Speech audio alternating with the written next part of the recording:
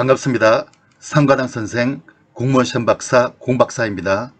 공무원 시험 준비하면 월급이 생각보다 적다는 것은 알겠는데 월급이 어느 정도인지 제일 궁금하시겠죠? 특히 군 전역자 같은 경우는 군대 근무에 해당하는 기간 동안 일반 기여금, 소급 기여금을 합쳐서 기준 소득액의 18% 매달 공제한다는 것은 아시고 공무원 선택하실 때 임금에 대해서 신중히 알아보시고 공무원 시험 준비하셔야 된다는 점 명심하시고요. 뒤에 한 번 더 자세히 다루겠습니다. 공무원 임금에 대해서 한번 살펴볼게요.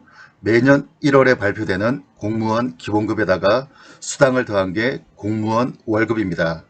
공무원 임금 산정할 때 가족수당, 군호봉이 있으니까 개인마다 다르고 복지카드가 있어서 지역별로 다르고요. 직렬별로도 다릅니다. 복지카드만 해도 지역 예산이 좋지 않은 곳은 연 40만원에서 서울은 약 183만원으로 지역별로도 차이가 납니다.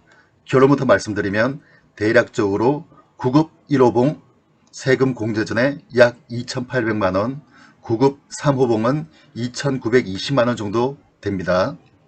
2021년 구급 1호봉 기본급은 165만 9,500원이고요. 군 전역자인 3호봉 같은 경우는 172만 400원입니다. 2021년 구급 급식비는 14만원이고요. 직급 보조비는 14만 5천원입니다. 시간의 수당은 약 5만원 정도 잡았습니다. 그 이상 될 수가 있고 안 될 수가 있습니다. 가족수당 살펴볼게요.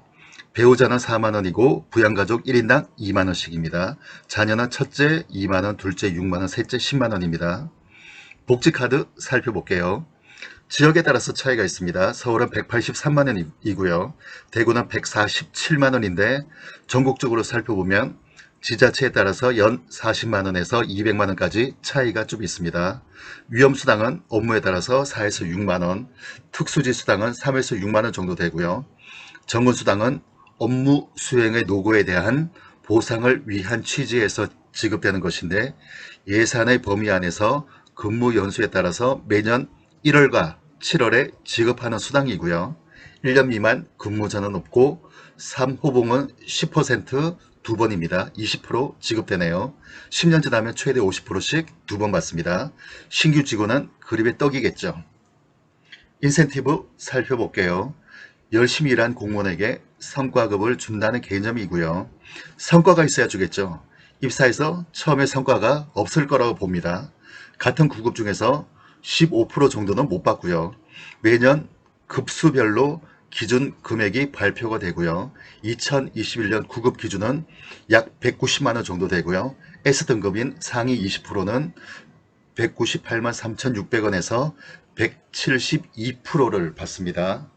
자, 20에서 60%는 125%를 준다는 건데 주무부서 아니면 S등급이나 A등급을 받기 어렵다고 보시면 됩니다. 물론 S등급 받으면 약 350만원 정도 됩니다. 구급 같은 경우요. 근데 받기가 좀 어렵겠죠. 연가 보상비 살펴볼게요. 사용 안 한 연차를 보상해 주는 개념이고요. 지자체에 따라서 사용 안 한 것 전부 보상해 줄 수가 있고 안 해 줄 수가 있습니다. 연차 일수는 1년 미만 11일 연차고요. 1에서 2년차는 12일 발생하고 6년 이상은 21일 연차가 발생한다고만 알고 있으면 되겠네요. 군 전역자는 월 242만원에서 일반 기여금, 소급 기여금, 그리고 의료보험, 요양급여 빼니까 184만 2,370원 정도 실수령액 받겠습니다. 직장 경험 있으신 분은 다 아시겠지만 공제해야 할 금액 중에서 국민연금에 해당하는 일반 기여금은 기본급이 아니고요. 기준소득액의 9% 공제하겠습니다. 군 전역하신 분은 소급 기여금으로 해서 기준소득액의 9%를 군대 근무 개월수만큼 공제하겠습니다. 자, 의료보험은 보수월액 곱하기 3.4% 그리고 건보료의 6.5% 이렇게 공제가 되겠습니다. 이렇게 구급 월급을 살펴보면 공무원이 당장은 월급이 적을지 몰라도 점차적으로 인센티브, 정근 수당이 늘어나면서 형편이 좀 피면서 공무원 연금과 안정적으로 정년까지 일을 할 수 있다는 걸로 만족해야 할 것 같습니다.